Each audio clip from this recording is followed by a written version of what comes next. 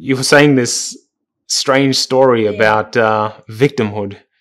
So a few years ago, I better not say the country because these are very good people, but people from all over the world who'd been in terror attacks got invited to a conference. They put us in a really nice hotel, fancy food, and at the end of the conference, it wasn't just people who'd been in terror attacks. Like they'd brought guests and there were a few lectures, and then the people who'd been in the terror attacks were invited onto the stage. Sorry, it's so insane. And we got a round of applause, like clap the terror victims, right? Now I stood there. That's bizarre. Well, yeah, I think they meant it as encouragement. I mean, there were people who like congratulations on being in a terror attack. Yeah, congratulations. You've won the start, right? So, and I know that people meant well. They wanted to give like a social response. Show of respect. Somehow. Well, I don't think there's anything just because you're in a terror attack that you deserve respect. I mean, you create your own sense of being, and that's what hopefully gives some kind of mutual respect in society. And so, and then when I was doing the public speaking, I'd be introduced sometimes as a terror victim. Now, I have to put this in perspective. In Hebrew, we don't have that word victim for people who've been terror attacks. It's somebody who's been injured by hostilities. But the English nuance is a victim. And being a musician, I remember thinking that even the very word is so like, you know what I mean? It's like, it's nasally, it's like wimpy, it's slimy. Everything about it makes my skin crawl. Having said that, I would not say for 1 minute that I wasn't a victim of a terror attack. I clearly was. Of course I was. So the question for me is one of a continued definition. Am I going to be a perpetual victim, a continued victim? Or is it going to be something where I say, yes, I was a victim, but I don't want to stay a victim? Because a victim is somebody who's helpless, right? And I was helpless for half an hour with a machete at my throat. Of course I was a victim. And that helplessness is very rage-inducing. But I don't want to remain helpless. I certainly don't want to be congratulated for being helpless. So the victim, when I was speaking in my speaking career, I then say, I prefer that if anything, you call me a survivor, all right, a survivor of a terror attack. And then I got tired of that because it bred in me like an elitism and also survivor's guilt because my friend didn't survive. So I felt like I was boasting over her dead body. And also, just because I survived something, I mean, it has a very athletic nuance tone about it, doesn't it? So now I'm back to just being me, which is much more refreshing. And the idea of victimhood, if we're honest, we live in a very victim-based world. Hugely. Right? And there's nothing kind, moral, helpful, or true to hold somebody in perpetual victimhood. But it's raging throughout our society, and people are getting conditioned to become more and more victims of their life, of society, of the color of their skin, of what they've gone through. Vicarious victimhood too. What do you mean by that? Meaning, I was hoping you asked me that because I used a big word to impress people here. But like you become a victim because of what somebody else has experienced, like my forefathers or this, that you're a victim now. No, you're not. I'm sorry. Generational victim. Generational victim. No, absolutely not. How do you say that after, for example, something like the Holocaust? And I know that you work quite closely with that subject. How do you not become a victim of what you're... First of all, it's like, I'm not a victim. I didn't live in those days. All right, the people who lived them, they were the victims of the Holocaust. It's important to educate about history, but that's another thing entirely from adopting that terrible slaughter that went on there, where people were victims without any rhyme or reason. But this idea that we adopt, do we really think that if people see us as victims, it awards us a true compassion. It doesn't. And victimhood has a shelf life. Victimhood gets old for the person who's the victim and the one who has to care for the victim. It's the most shackling experience that there is. And that's not to deny the past, okay? That's not to deny that you were a victim of something. That's really important to say that. But I don't understand that there is any room for growth if we, not that it's imposed just by people around, well-meaning people, but if we adopt that for ourselves, like people don't feel sorry for you because you're a victim. Is that what we want? We want people to feel sorry for us. I don't want anyone feeling sorry for me. I want them to, I need help sometimes. I want to be empowered, but I don't want to be, and also look, even when you go through the victim or the survivor or whatever, you have these little self-help groups and some of them can be magnificent, but that's also an isolating experience. I only can relate to people who've been through people who are victims or people who are survivors. And for me, at least, it's been a real moment of healing. I don't want to speak for other people. And I'm not denying the past. Okay, I was a victim. For me, I don't want that label. I think anything about perpetual victimhood is not liberating or empowering. Conversely, actually, and so to bounce that off, I'd always say, oh no, I'm not a victim of an attack. I'm a survivor of an attack. And that's also true. But with the survivor came kind of an arrogance, it sounded very elitism. And I understood that in all these labels that were put on by others and also adopted by myself, I just wanted to be me because I'd missed me. And so I realized that I am not what happened to me. I am so much more than what happened. None of us are what happened to us. That's simply, it's not simple. It's an event. And I think one of the challenges today is that society breeds victimhood at the moment. It's part of where we're going as a people in many ways, and there are a small few that stand up very powerfully against victimhood. But it's certainly something that's creeping more and more into people's day. One of the, I took a guy who was mentoring me, helping me, and one of the things that came up was throughout, and I wasn't even aware of it, was in my day-to-day, I was being a victim to certain situations. Someone would say something I didn't like, and then I would have some sort of reaction. That reaction was actually coming from trying to be a victim instead of trying to design a relationship or design a set of communication that would move us forward. So one of the things that I see quite a lot with groups of trauma individuals is that sometimes they can band together and create a powerful group of victimhood. And I think that's one of the most dangerous things that you can do. If you get inside of a circle where that circle becomes toxic and you become addicted to sitting on the sofa together and saying how bad things are and how hard life is and how shocking the government treats you and how bad the country is and where society is leading. And you just get into this perpetual loop of victimhood. And I've found and I've seen that those places they are horrible, horrible places to be. And nothing good. You may get a few seconds of relief by knowing that there are other people that are victims like you. But at the end of the day, it cannot move you forward. Yeah, but it obviously has a place because we all use it all the time. The question is, how quickly can you get rid of it by understanding that it's not going to get you anywhere? And by surrounding yourself with a group of people that continuously pull you down into victimhood is only going to make you worse. Yeah, and for me, it was, as I said, everything has its time and place. When I'm busy laying on my back because I have so many broken bones and so traumatized, it's not the point.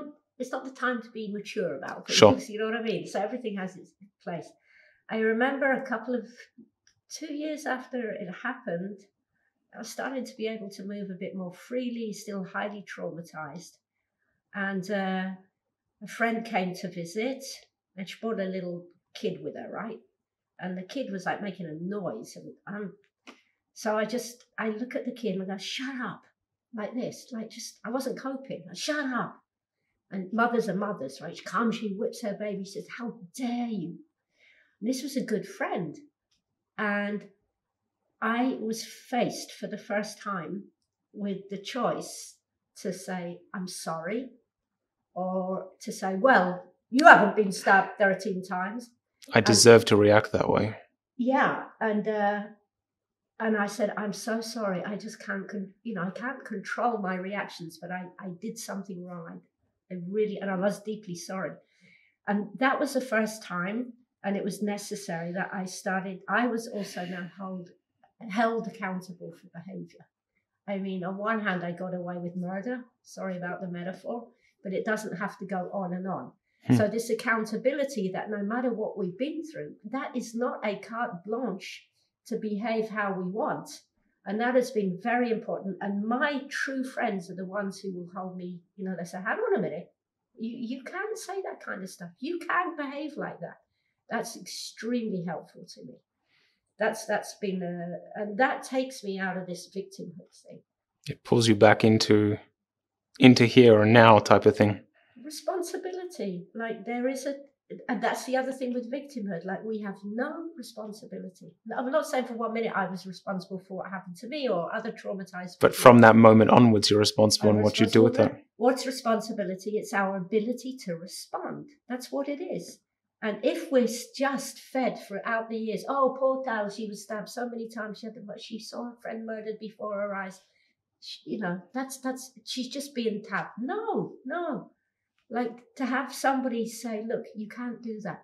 But to say it with love, say it with firmness, that's an incredibly growing up point that every trauma victim who is stuck in the perpetual victimhood thing needs to deal with. And this idea of the groups that you were saying, there's a time and a place. I agree. I mean, if I connect it to something that's not from trauma, but after the military, I was invited around the world to speak about my story. And I always talked about, we started off with 10,000, you end up with a very small team of 30, and you suffer badly. And what I used to talk about was just suffering. And people would come up to you then and say, oh, wow, I can't believe you. And you get this response from society that hugs your victimhood in some way. That's what I felt or experienced. And it makes you want to do more and more and more of that suffering and tell the story and how hard things are. And, you've got cards and you've got diagnoses. Not that I have a diagnosis, but you have, you get labels from other people and then you become that person. And I think that's something that's continually coming up when we speak together is that at any point in time, you can choose another way. And every day that you wake up again, you say, God damn, thank God I lasted another day. I've got another day in the game, as my brother's mentor used to say.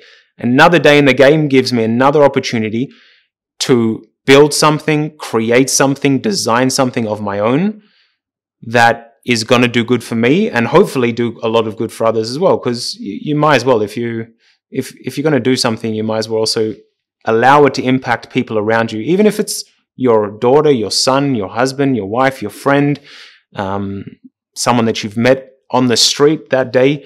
It's like there's always something that you can do. And being in that loop of victimhood never gives you the responsibility and the accountability, like you said, to wake up every day and say, I can change today. Like there's something that I can do. I can apologize. I can give someone a hug.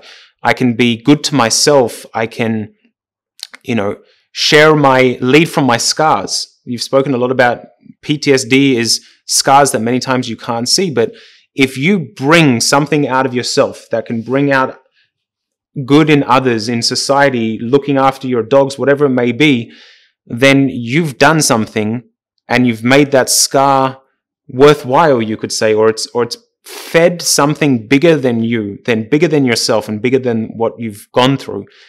I think that could be something that's very, very important to kind of take with you.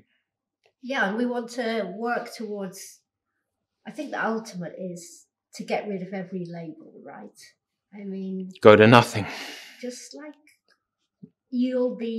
I don't hear you use labels at all, but you're not Jason who fights in these combat units all over the world doing crazy stuff. And I'm not Tal, the survivor of machete attack, we just want to be us. We just want to be us. And in that place of vulnerability, where we don't have to like adopt other labels and things. Everyone adopts labels, right? I'm the CEO or I'm this. It's like, oh, come on, I don't care. I don't care what you do or what you've been through. What we should care about is who we are in our experience and how that has forged us and how we can have a change. And I think that and building that is, character. Yeah, just a label-free state of being. Well, this is a big one, and we'll almost wrap up on this, but when you get a diagnosis from a doctor, for example, a psychiatrist, a doctor, they meant to know what they're doing, and many times they can give you a diagnosis and you become the diagnosis, but you are not your diagnosis. Am I allowed to pick on America for a minute? You can. Okay. Anytime. I've got lots of American friends, but I remember when I was on speaking tours, go back to the hotel and like not having a TV in Israel. I put on the TV because it's so interesting. And there would be a program and then there'd be all these adverts, right? And the adverts were about all these diagnoses. Maybe you've got this, I don't know what it was, right? So all these beautiful looking people looking a lot, usually elderly, looking very healthy, even though they have some kind of condition. So first of all, there's a plethora of conditions that people have, but hey presto, here's the answer, right? So these adverts were what is wrong with people and here's the medicine or treatment you need. And what I noticed, especially in the States, which I don't hear yet in Israel, is that people needed to feel they had a condition, that they had a label, that there was something wrong with them. And it was so bizarre to get into that state of mind. Like, why do we have to have something wrong with us? Why can't we just say that a lot of what happens is part of life? All right, doesn't make me more special or elitist because I've been stabbed. Shit happens. Do you know what I mean? It's like, why do we have to always have something wrong with us? There's nothing wrong with me. I think it's very hard for people to understand that ethically, maybe, but not. It's very hard for people to understand and say to themselves, "I'm okay." And even if I have a diagnosis, that doesn't matter. Okay, so someone has gone through a list of symptoms, and I don't even want to go into the amount of diagnoses that are wrong or incorrect. So you've got someone who's been diagnosed with something, and that's not, you go to 10 different specialists, I can promise you that probably 6 or 7 of them will give you a different diagnosis or have a different idea of what the right treatment is. And that's where we need a humility, and we also need to not be connected to the labels that people give us. Because, when I left Australia to come here, I left behind who I was, all the labels that I'd been given at school, and it was this really interesting and weird process where I got to build myself from scratch. No one knew who I was. No one knew that I was really shy and really, at awkward at times in social. I had to build a muscle and for me, I had to leave a country, go to a place where no one knew me. And I learned how to build a new muscle. I learned to build me again. But I got to choose who that was. And I didn't allow that victimhood to come through. Or if I did, I would make sure that I found a way out of it, either by getting people around me that would hold me to a much higher standard and say, Jason, we don't have time for this nonsense. You want to go in and try out for a certain military unit? You can't be the guy lying in bed all day and not getting off your ass. It's like you don't have, because of the target that you've set, you don't have that luxury. And that's a big thing. Sometimes you need to get rid of your luxuries. You need to get rid of everything that's comfortable for you. And you need to set yourself something that's difficult. And you can realize that there's going to be good days, there's going to be bad days, but that's always going to happen whether you have something that you're working towards or not. But when you have something that you're working towards and you have the people around you to hold you responsible, and at a higher level have yourself to hold you responsible, you can do pretty much anything. Yeah, one thing that's been really important to me is when I changed my name, I went 2 years under the radar. I was busy doing my famous cocoon act, and it was recreating an identity. Maybe we spoke about it in other episodes, but this idea, maybe it's this and that, right? Like, yes, I have PTSD, reduced now, but sometimes really bad. And but this is also who I am. This is who I am, and this is what I have, right? And I like painting. I like jazz music. I like.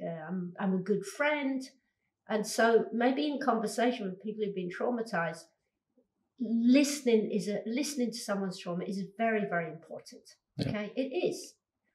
But how much can you listen to? I remember, right? This is funny. People used to ask me, well, they didn't know how to, but they'd say, "How are you?" And for a long time, I would like vomit out as many gory details as I could, right? The knife went in, and I was like, and if they didn't, and then after asking me, I felt so angry that they asked me and they'd put me back to the forest, right? But if they didn't ask me, I thought they didn't care, right? Like, how dare you? Like, on one hand, it's like, how dare you ask me how I am? How dare you forget to ask me how I am? So whoever they were, they couldn't win. And that's the problem also with adopting a identity of perpetual victimhood, because we inherently think that the world is all about us. What does victimhood want to derive from others? It wants attention, just perpetual attention. And for the most, we should all grow up and realize that most people really are not worried, overly concerned with what you've gone through or what I've gone through. And I'm not overly concerned with what this person has gone through. It's intense, it's temporary, but most people just want to get on with their own lives and raise their own kids and have their own friends. So victimhood gives us this inflated idea that was so important in somebody else's mind screen, and we're actually not. And that's good. That's a very healthy thing to realize. Yeah. I think that what I've heard from you a little bit now is that you kind of weave in and out of trauma to identity to what it is. And just like I do with myself during the day, it's like you get caught up in fear, you get caught up in whatever the mess is, but learning to live side by side to it and not attaching yourself to either of them, but keeping a very straight and narrow set of principles, who you are, what it is that you want from this world, which is a very difficult question to ask. But it's worth sitting with that question, because over time, you'll find that your path will be bigger than what you've been through. And it will be bigger than the labels that people have put on you or society's put on you. And the rewards that got you to a certain place in your life, they suddenly are the things holding you back. And then you need to learn how to snap out of that as well. And this game of living side by side with whatever you've gone through is dynamic and it's ongoing.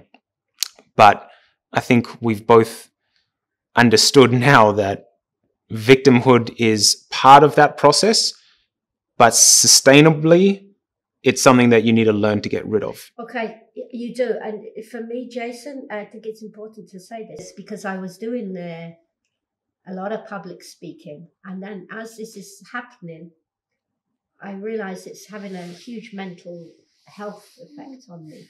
That's why I wrote the book. And then when I would speak, I'd read out a passage from the book and it became easier. Then Israeli TV made a documentary. So I'd screen a little bit about the documentary. And then I'd speak about on the back of that, meaning I didn't have to detail anything. All right. All the time I had to reinvent myself to protect my own mental health. And it's quite interesting, like in the sense that we take on, I don't think I'm doing it anymore by any chance, passively, consciously take on the victimhood thing. But for me to shake off that persona that people thought I was, a survivor. Most people thought of me as a survivor, but it's still attach me with the attack, right? Mm-hmm. I'm still a survivor. And it's been hard to shake that off. Not from me, but with the fan base, all right? Mm-hmm. And the moment I said, I am not that person, I'm even going to change my name because I'm this and that. I need to create that new space. I had people come up, people I hardly knew, and they said, it's going to be so hard for us to call you Tal. I said, what a stupid thing to say. I never see you. Why, And I have to insist. And some people would say, I know I'm such an admirer of you. You're such a hero. Do you mind if I call you Kay? And I say, yeah, I do mind. I do mind, because it actually puts me back to that space of being a victim or a survivor. So I'm saying all this because for me, I've had to be very firm, even about the name change, which I understand it's a little strange for people to get used to. It's not so strange anymore. It's been 2 years. But there has to be a resolution from the person who wants to break free from that cocoon. It's not always going to be accepted, I think, willingly from the people around. And you've got a unique story, definitely. Your story is very unique in the fact that you did it in the public light, but that can also be family. That can also be close friends. Yeah. And to re-educate people on who you are and who you're going to be, period. There is no flexibility there. That not only will hold you accountable in the long run, but it's another difficult process of re-educating those around you. But it's worthwhile and it's necessary, because without that, the other option is pretty bleak. Recently, I had a conversation and with someone about how to approach someone with PTSD, and he goes, Jason, at times the person needs a 2x4 to the face, and at times they need a feather. And you need to learn and you need to know when to use which one. And I don't know when or how to use that, but one thing that I've started to do is I've started to ask, how are you today? Like, what's really, not as in how are you in general, but how should we approach today? I can see you're a little off balance. Is there something that we should stay away from today? Something that we should focus on? It's a fascinating process, because I think, look, I have to say, right, that PTSD affects friends and family, not just the person who's got the PTSD. I'm very fortunate. I don't have family in Israel, but I was very fortunate to have amazing friends, wonderful friends, some of whom I lost as friends. Not that we argued, but my situation became, it was too much. I was in the public eye, I was in the media, so many difficult things around the trial of the murderers. So I think also, if we've been traumatized, we have to look at the broader picture and say there might be things which are so difficult, because the person that loves you, the people that love you, they're looking at somebody who's traumatized and they don't seem to be the same person at all. Mm-hmm. This is very difficult, not just for the traumatized person, but for the caregivers or friends as well. All right. So I have to say that was very painful for me. I have no grudges with those same people. God bless them. I love them. But I realized too much water has gone under the bridge. Mm-hmm. So how do you approach somebody who's been traumatized? One thing I only learned it. All right, I can only say this because of what I've learned through my own experience. It's and I would probably said some silly things myself. One of the things that I found unhelpful, which didn't happen a lot, but you pick it up in society, were cliches. Stuff like, must have been for a reason. That drives me nuts, all right? Maybe it was, but it wasn't something I could deal with. I wanted to deal with the much smaller things, like how to get from A to B, how to go to the shop to get some milk. I don't know about these big existential questions. Another cliche would be, what doesn't break you makes you stronger. I can't see that. I'm a broken person. I'm on the mend, but I'm an incredibly broken, fractured, damaged soul. So I don't think those cliches work. And why do we say cliches? Why do people say cliches to others? Because we all feel so helpless. I get people coming and looking at me and visiting me, and I'd look in their faces and I could see the fear, because what they're really thinking is, if it can happen to her, it can happen to me too. So just the very fact that everything got so out of control disables people from knowing what to say. And I don't think there is anything really what to say. I preferred direct. I didn't like kid glove things. I never did, though, even before the attack. Very much with different personalities, right? I didn't want to be told certainly at an early stage, that it was very difficult for people. I didn't want to hear that. I wanted to feel secure. I wanted to know that nothing was too much trouble. And my friends were very good about that. But I didn't want to hear the cliches. Look, to me, when I speak with a lot of people with post-trauma, one of the things I always remember is that it's not about me. I'm not here to put my fears, my insecurities, my misunderstandings onto someone else. And sometimes it's as simple as just asking, where you're at today and what's. I'd even avoid that. I'd even maybe if you already have a relationship. That's more. And most of the times, I just speak like I would with any other person. Like there's nothing important, nothing new or unique. It's just a conversation between two people, and we start a clean slate. I think you've hit the nail on the head, which is one of the most awful metaphors in the English language. People use it. Just to somehow incorporate all this very abnormal situation as like without a blink of an eye. That you want to be, I didn't want to be related to as some kind of national hero. I didn't want to be related to as a terror victim. I ached for some kind of normal relations, just kind of normalcy between people. Yeah. And that's huge what you've just said. And again, it connects to this concept that even people who haven't gone through something traumatic, they have bad days. And when you see something's off, you can ask, is something off? And that's a normal question. And when things are normal, everyone just wants to carry on with their life. Everyone wants to have a good day. Everyone wants to, enjoy the time that they're spending with people. And do you know the worst? What's that? The worst thing that you can say, and I had said a lot, it's nothing like you've been through, but. All right? It's like, I didn't know what to do with that. So I'd say to people, thank God it's nothing like I've been through. Or like we want to create empathy. Like I had one person tell me that when I was in that phase where I detailed very much what happened. And after the speaking, she came up to me and she said, I know how you feel. That's also a no-no, by the way. I know how you feel.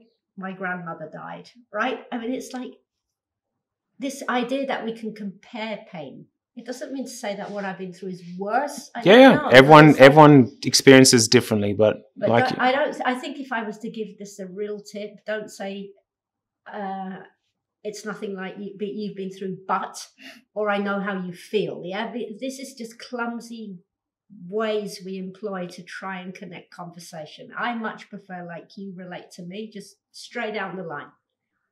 I just say things as it is. What's up? Can you come today? How you feeling? Are you up to it? And I appreciate that about our friendship. I can tell you yes, no. I can tell our wonderful cameraman, like, go away, get me a cigarette.